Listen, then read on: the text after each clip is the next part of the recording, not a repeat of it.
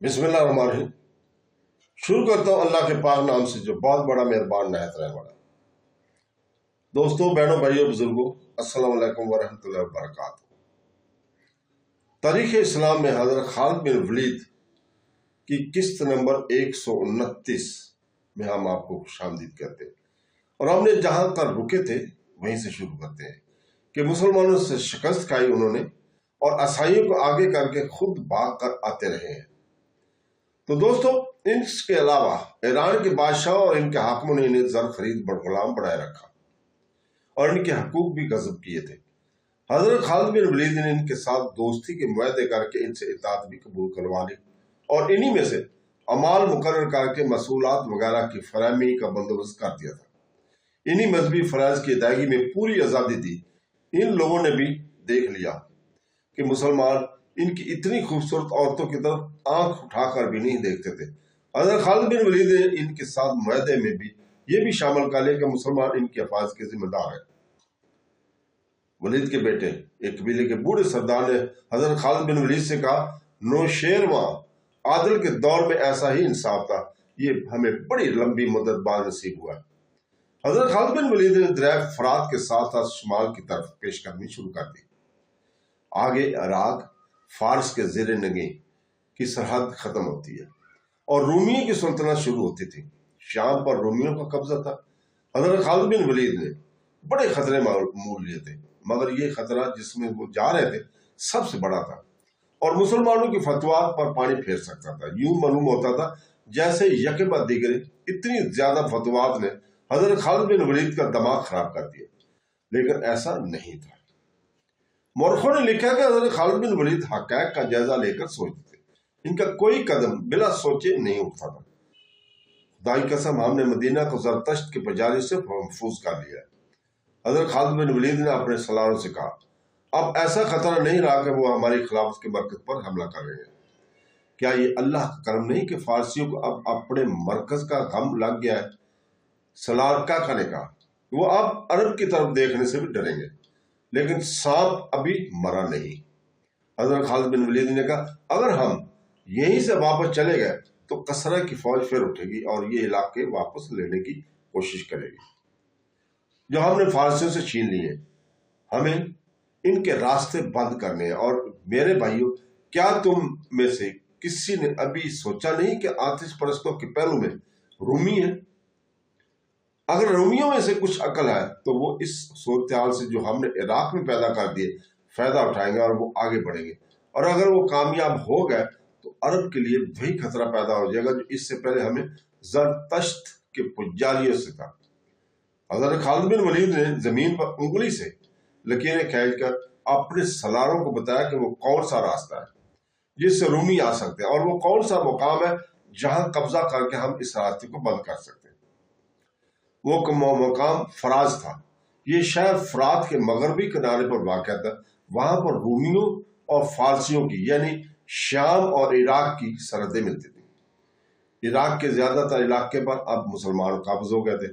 यही इलाके खतरे में थे। फराज से खुशकी के रास्ते के अलावा रूमी या फारसी दरियाई रास्ता भी इख्तियार कर सकते थे। मशहूर यूरोपीय मौरख लैंड पोल और हेनरी स्मिथ जो जंगी अमूर पर ज्यादा नजर रखता था लिखते हैं कि हजरत खालिद बिन वलीद न सिर्फ मैदान जंग में दुश्मन को गैर मतवक्को चाले चल कर शिकस्त देने की अलीद रखते थे, बल्कि जंगी तदब्बर भी इनमें मौजूद था और इनकी निगाह दूर दूर तक देख सकते थे।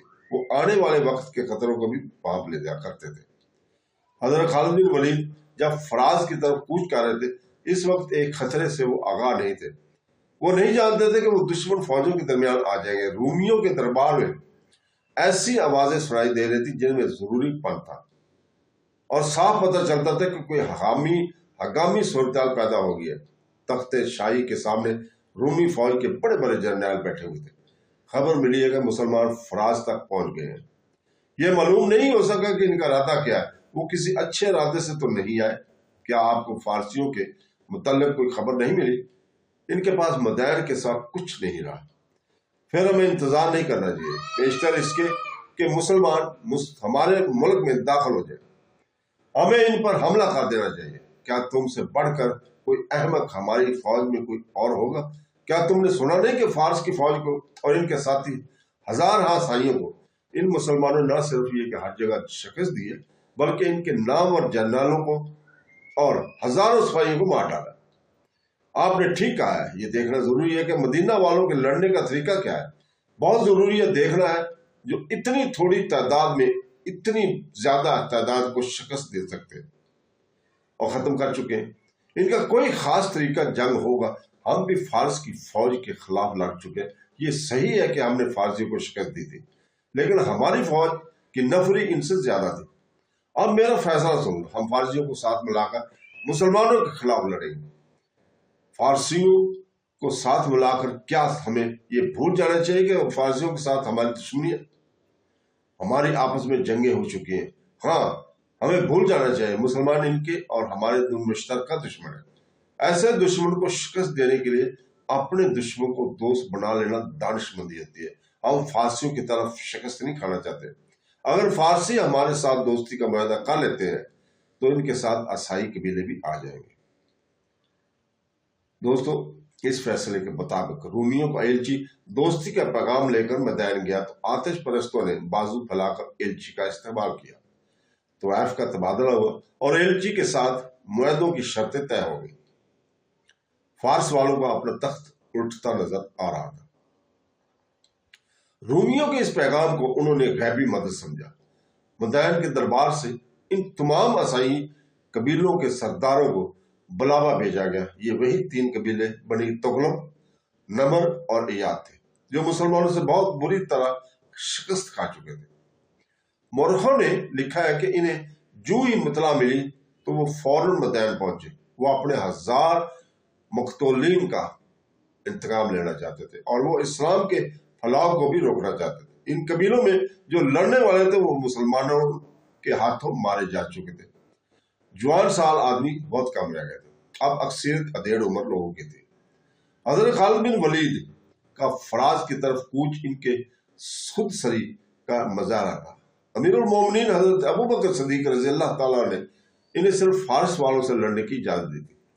امیر المومنین کو یہ بھی توقع نہیں تھی کہ اپنی اتنی کم فوج فارس جیسی طاقتور فوج کو شکست دے گی، لیکن امیر المومنین ایسا خطرہ مول لینا نہیں چاہتے تھے کہ اتنی لڑائیاں لڑ کر رومیوں سے بھی ٹکر لی جائے۔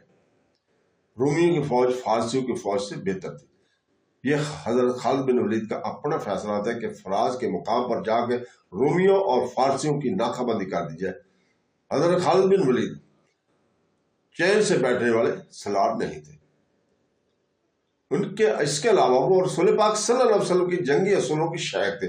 مثلا یہ کہ دشمن کے سر پر سوار رہو، اگر دشمن کی طرف سے حملے کا خطرہ ہے تو اس کے حملے کا انتظار نہ کرو، آگے بڑھو اور حملہ کر دو۔ حضرت خالد بن ولید نے اپنے آپ پر جہاد کا جنون طاری کر رکھا تھا۔ جب حضرت خالد بن ولید کے جاسوسوں نے انہیں اطلاع دینا شروع کی تو حضرت خالد بن ولید کے چہرے پر سنجیدگی طاری ہو گئی۔ انہیں پتہ چلا کہ وہ 2 فوجوں کے درمیان آ گئے، ایک طرف رومی اور دوسری طرف فارسی، اور ان کے ساتھ عیسائی قبیلوں کے لوگ بھی تھے۔ خالد بن ولید کے ساتھ نفری بہت پہلے کام ہو گئی تھی، کیونکہ جو علاقے انہوں نے فتح کیے تھے وہیں اپنی کچھ نفری کا ہونا لازمی تھا۔ بغاوت کا بھی خطرہ تھا اور آتش پرست فارسیوں کے جوابی حملے کا بھی۔ حضرت خالد بن ولید فراز میں رمضان 12 ہجری دسمبر 633 سے پہلے ہفتے میں پہنچے تھے۔ مجاہدین روزے سے تھے۔ مسلمانوں کی فوج دریائے فرات کے ایک کنارے پہ خیمہ زن تھی، دوسرے کنارے پر بالکل سامنے رومی، ایرانی اور عیسائی پڑاؤ ڈالے ہوئے تھے، اور دونوں طرف کی سنتری فرات کے کناروں پر ہر وقت پہرے پر کھڑے رہتے اور گشتی سنتری گھوڑوں پر سوار دریا کے کناروں پر پھرتے رہتے تھے۔ خود حضرت خالد بن ولید دریا کے کنارے دور تک چلے جاتے اور دشمن کو دیکھتے تھے۔ ایک شام رومیوں اور ایرانی خیمگاہ میں ہڑبنگ مچ گئی اور وہ لڑائی کے لیے تیار ہو گئے۔ وجہ یہ تھی کہ مسلمانوں کے کیمپ سے ایک شور اٹھا اور دف اور نکارے بجنے لگے تھے۔ تمام فوج اچھل کود کر رہے تھے۔ دشمن اس حملے سے پہلے کا شور سمجھا، اس کے سلار وغیرہ فرات کے کنارے آ کر دیکھنے لگے۔ ان کے گھوڑے زینوں کے بغیر بندھے ہوئے تھے۔ دشمنوں کے کسی آدمی نے چلا کر کہا، کہ وہ تیاری کی حالت میں نہیں ہے۔ کسی اور نے کہا وہ دیکھو، ایک اور نے کہا آسمان کی طرف دیکھو، مسلمانوں نے عید کا چاند دیکھ لیا ہے۔ آج رات اور کل سارا دن یہ لوگ خوشیاں منائیں گے۔ اگلے روز مسلمانوں نے ہنگامہ خیز طریقے سے عید الفطر کی خوشیاں منائی۔ اسی خوشی میں خطوات کی مسرتیں بھی شامل تھیں۔ مسلمان جب عید کی نماز کے لیے کھڑے ہوئے تو دریا کے کنارے اور کیمپ کے ارد گرد سنتریوں میں اضافہ کر دیا گیا تاکہ دشمن نماز کی حالت میں حملہ نہ کر سکے۔ مجاہدین اسلام حضرت خالد بن ولید نے نماز کے بعد مجاہدین سے مختصر خطاب کیا۔ نماز کے بعد ایسے انداز سے اس تقریب سعد کی خوشیاں مناؤ کہ دشمن یہ تاثر لے کر تو مسلمانوں کو کسی قسم کا اندیشہ نہیں اور انہیں اپنی تلوار کا پورا یقین ہے۔ دریا کے کنارے جا کر ناچو کودو، تم نے جس طرح دشمن پر اپنی تلوار کی دھاک بٹھائی ہے اس طرح اس پر اپنی خوشیوں کی دہشت بٹھا دو۔ لیکن میرے رفیقوں، اس حقیقت کو نہ بھولنا کہ تم اللہ تعالیٰ کی طرف سے آئی ہوئی اس کٹھن آزمائش میں پورے اترے ہو، مگر اب تمہارے سامنے سب سے زیادہ کٹھن اور خطرناک آزمائش آ گئی ہے۔ تمہارے سامنے اس وقت کی دو طاقتور فوجوں سے ہے جنہیں عیسائیوں کے منصبی حاصل ہے۔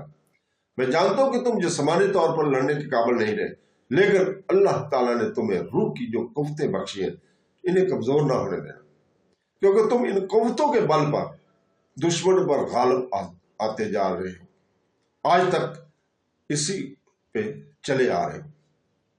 میں بتا نہیں سکتا کہ کل کیا ہوگا، ہر خطرے کے لیے تیار ہو، اللہ تمہارے ساتھ ہے۔ تو دوستو، اس کے ساتھ ہی ہم بھی آج آپ سے اجازت چاہتے ہیں۔ کل تک کے لیے، کل انشاءاللہ تعالی ہم اگلی قسط میں یہیں سے شروع کریں گے۔ اللہ تعالیٰ سے دعا ہے کہ وہ ہمیں قرآن پاک اور سنتے نبوی کو پڑھنے، سننے اور اس کے اوپر عمل کرنے کی توفیق عطا فرمائے۔ آمین ثم آمین۔ اللہ حافظ۔